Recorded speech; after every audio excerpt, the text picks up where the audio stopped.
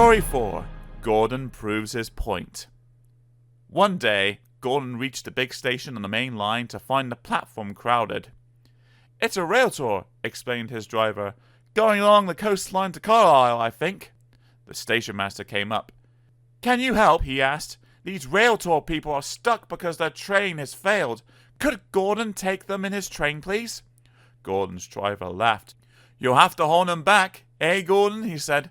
"But you need the Fat Controller's permission, and what about our return train?" The Fat Controller agreed at once. Then the station master rang the shed. "What can you substitute for Gordon's Express?" he asked. "There's the high-speed train that came yesterday," they suggested. "It's only got one power car working, but it should keep the Fat Controller's timing." Philippa, she preferred Pip for short, and Emma were delighted to stand in for Gordon. Pip's cooling system was faulty, which made her hot and bothered, but Emma didn't mind doing all the work. They felt honored to visit the Fat Controller's railway. James, following a little later with a stopping train, was surprised when the signalman at the station beyond the works came up. "That high-speed diesel's failed," he said.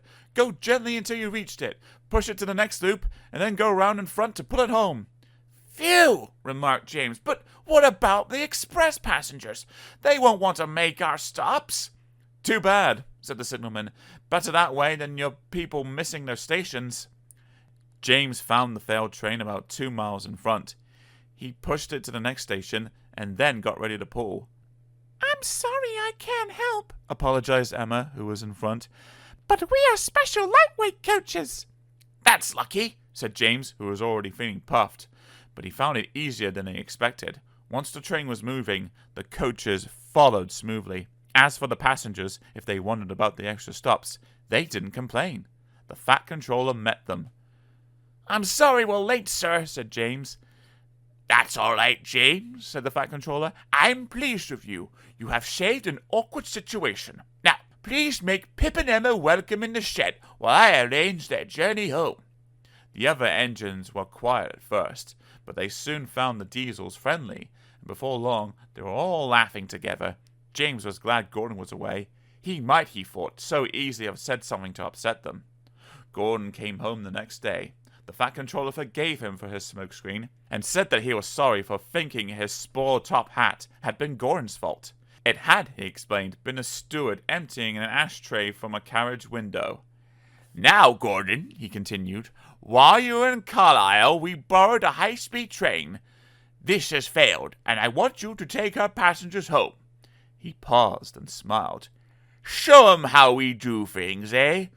"I certainly will," promised Gordon. "Right," said Gordon's driver as they backed towards the train. "Today, Gordon, my lad, you can have the run of your life."